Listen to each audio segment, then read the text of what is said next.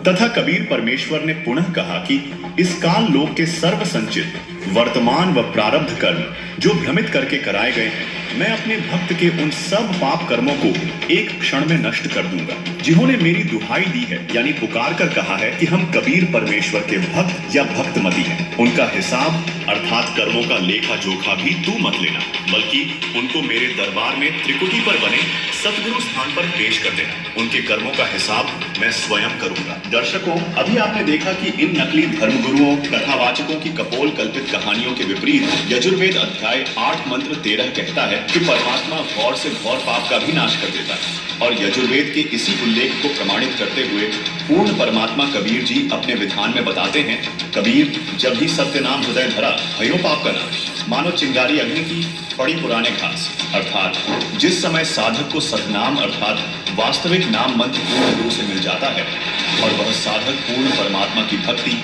अर्थात सतनाम का स्मरण आजीवन मर्यादा में रहकर करता है, तो उसके सर्व पाप कर्म ऐसे नष्ट हो जाते हैं जैसे सूखे घास के बहुत बड़े ढेर को अग्नि की छोटी सी चिंगारी जलाकर भस्म कर देती है, उसकी राख को हवा उड़ाकर इधर उधर कर देती है। ठीक इसी प्रकार पूर्ण परमात्मा की भक्ति का सतनाम मंत्र रूपी अग्नि घास के ढेर रूपी पाप कर्मों को भस्म कर देता है, जो दुखों का मूल है, जिससे साधक सुखी हो जाता है। यानी सच्चे संत के द्वारा बताई गई पूर्ण परमात्मा कबीर साहिब की शास्त्र उन सच्ची भक्ति करने से प्रारब्ध कर्म नहीं भोगना पड़ेगा। दर्शकों, अभी आपने देखा कबीर परमात्मा हमारे सभी पाप कर्मों का नाश कर देते हैं, जो आपको वेदों से प्रमाणित किया गया।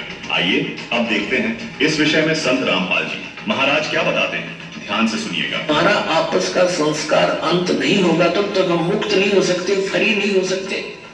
उसके लिए परमात्मा ने विधान बताया है कि एक ऐसा मंत्र दूंगा, उस मंत्र की कमाई से आपके पुण्यों का तो ढेर लग जाएगा और जो पाप आपके होंगे उनको मैं कैंसिल करूंगा। अपने को देते, अपनी ताकत दे, आपकी श्रद्धा देख के, आपकी आस्था देख।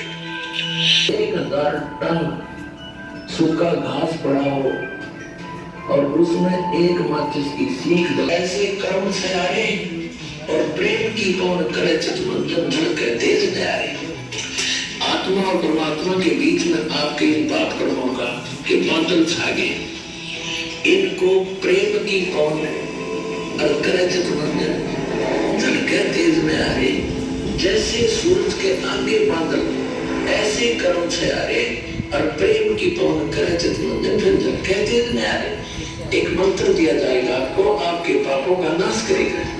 आपके जो पाप नाश हो जाएंगे, आपके हृदय में विशेष तस्वीर बनेगी। भगवान की चर्चा सुनते ही, प्रारंभ होते ही, उसका नाम शुरू होते ही, कहीं पर भी चर्चा सुनते हो तो एकदम गदगद आत्मा होगी, आंखों से आंसू टपकने लग जाएंगे। तो वो प्रेम की पवन है, प्रेम की हवा चल पड़ी और फिर वो साथ कर देगी आपके सब दुर्गुणों को और ये संचित अपराध है उनको भी और प्रारंभ वाले कर्मों को भी ये मंत्र नाश करेगा।